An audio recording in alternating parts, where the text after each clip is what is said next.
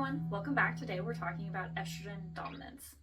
Estrogen dominance is a really common condition that occurs in women, usually of menstruating age, and it is caused by one of two main reasons. So it's either because you have an excessive amount of estrogen, meaning your estrogen levels are actually too high, or it's because your progesterone is too low relative to the amount of estrogen you should have.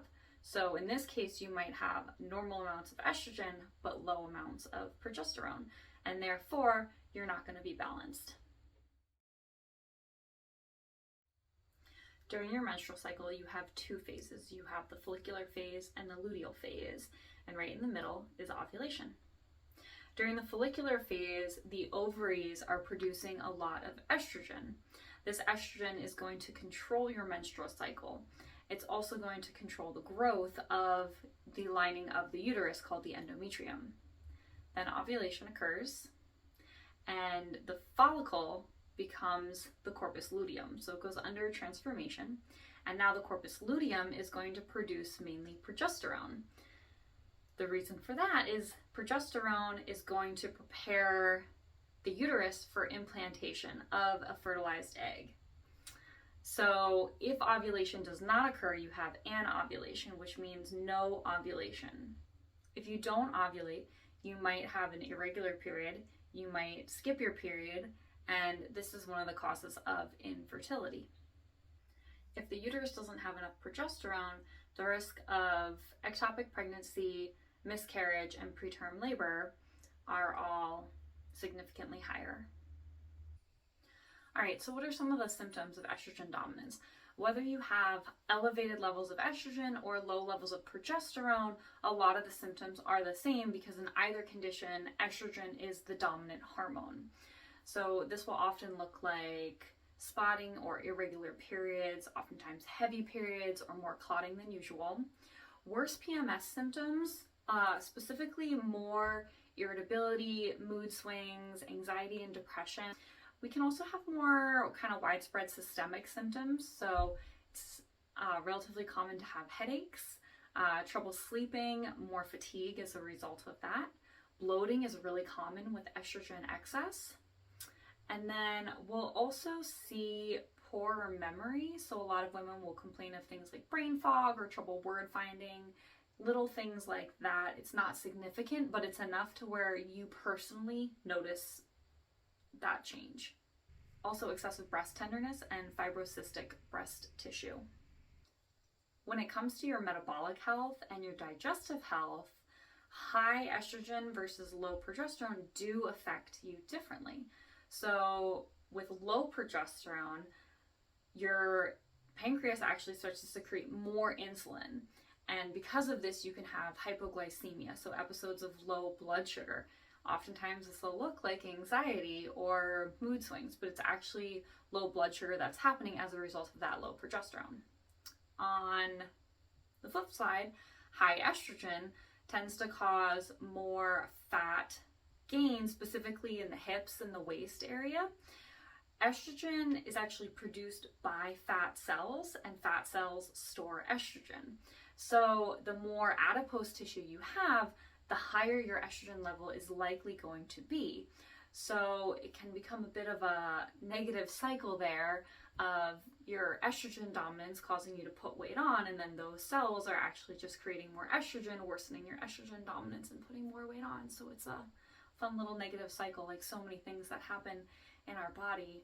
And then the other thing with estrogen is that high levels of estrogen cause your gallbladder to have a higher likeliness of gallstones.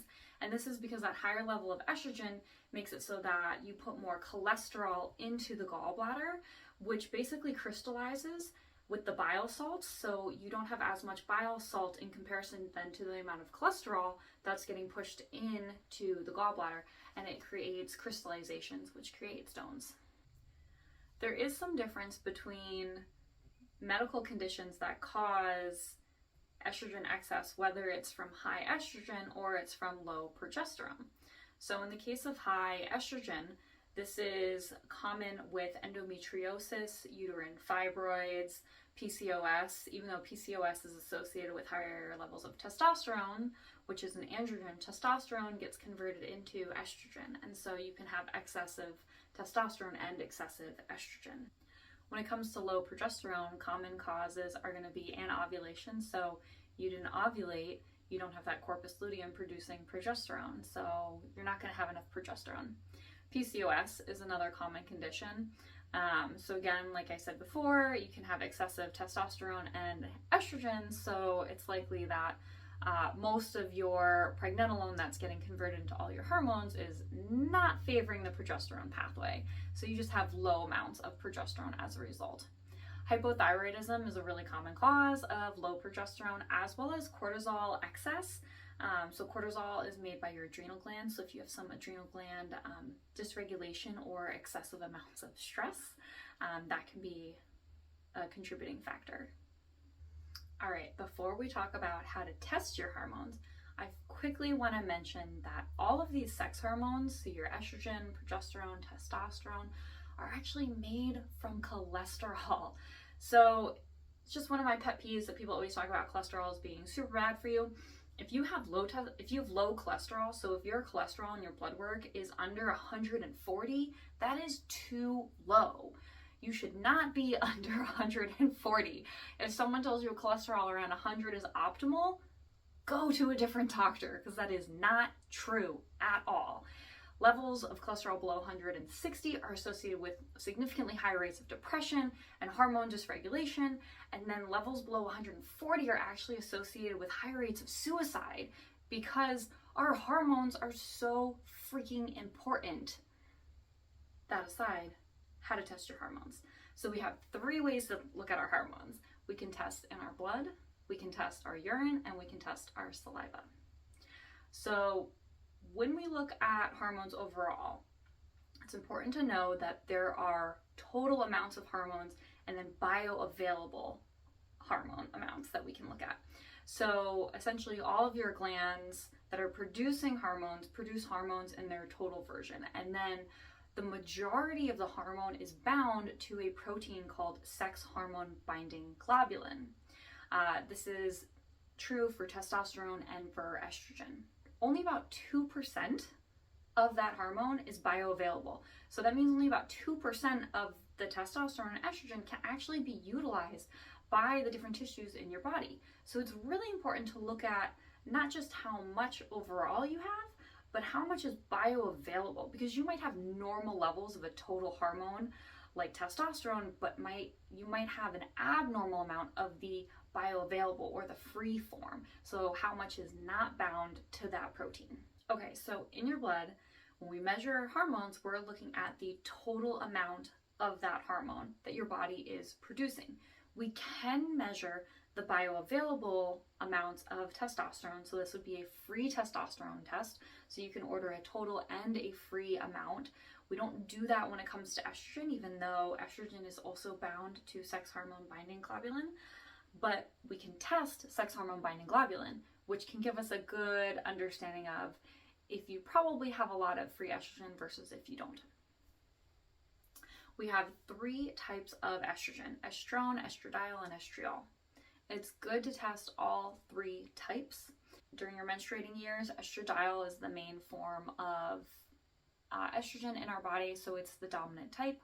It is the type that causes most of the symptoms that we talked about.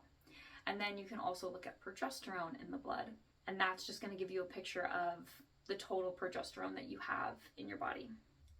So even though we're focused on estrogen and progesterone right now with estrogen dominance, we can't really ever forget testosterone, because a lot of symptoms that we see in estrogen dominance are also present when we have too much testosterone, and even some when we have too little testosterone.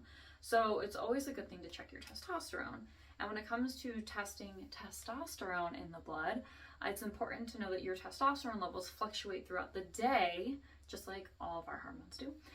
But it's very dramatic with testosterone, just like with cortisol. So we have the highest levels upon waking, pretty much. So you want to test your testosterone early in the morning, really by 9 a.m., But if you're someone who wakes up at 4 a.m. every morning, realistically, it would be better if you could have this tested as soon as possible, as soon as the lab opens up, because your levels are just dropping the longer you've been awake. Salivary testing of hormones is literally measuring hormone amounts in your saliva. The cool thing about salivary testing is that it's only measuring the bioavailable hormones. So salivary testing is not looking at your total overall hormone production, it's just looking at how much is actually bioavailable to you. Urine testing is also a little bit different.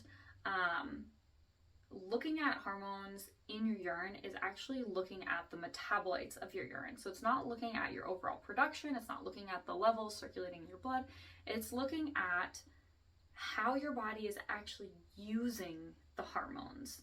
So it's looking more at how much of certain enzymes do you have? Are you preferring certain pathways? So like with testosterone, we have an androgenic pathway and a less androgenic pathway. So if you promote the really androgenic pathway, you might have more male pattern baldness, which even though it's male pattern, can happen in females. You have a lot of acne along the chin line or some hirsutism, dark hair growth on the face, neck, even the chest.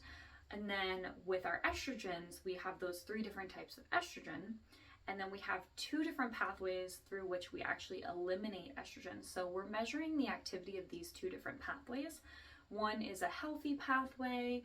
The estrogen metabolites are going to go through your liver. They're going to get changed up by some enzymes. And this is going to require lots of different vitamins and minerals, like every detoxification pathway. And then we have a more harmful pathway, which tends to cause cellular damage. And if your body uses this pathway more than what's considered normal, it's a marker for an increased risk of disease. And there are ways to change which pathway you're really promoting. So if you are actually really promoting that oxidative pathway that causes damage to the DNA, there are things that you can take to try to reduce how much you're using that pathway and move it over to the pathway that is healthier. There's a third thing that we do with estrogen where we actually put it back up into circulation. So instead of getting rid of it, we just pop it right back up towards an estrogen. So essentially we've broken it down into its first metabolite, and then we put it right back up into circulation. And this is really common in endometriosis to see more of this, because it's a condition where there is a much higher amount of estrogen, and essentially that's what we're doing. We're essentially recycling the estrogen instead of getting rid of it. And so if you keep recycling, but you're continuing to make it, you're going to end up with an excessive amount. So what did we talk about? Estrogen dominance. So this can be if you have excessive amounts of estrogen or low amounts of progesterone. We talked about symptoms. There's a lot of symptom overlap, whether you have excessive estrogen or low progesterone. So it's definitely worth having your hormones tested. When it comes to testing, you want to test between approximately day 18 and 21 of your menstrual cycle. If you're postmenopausal and you have symptoms of hormone dysregulation, or you're just getting your hormones checked, it does not matter which day you go and get your hormones drawn on. But if you are currently menstruating, it makes a big difference. Also, if you're having your testosterone checked, you want to have your labs drawn as early as possible in the morning. Lastly, someone asked to see my orca picture. There it is, because my head was blocking it in the last video. Thank you so much for joining me today. I hope this video served you well and will help you in life and in health.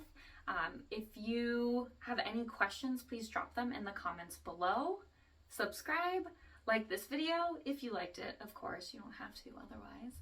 And I will see you next time. Thank you so much for joining me on The Medical Madam.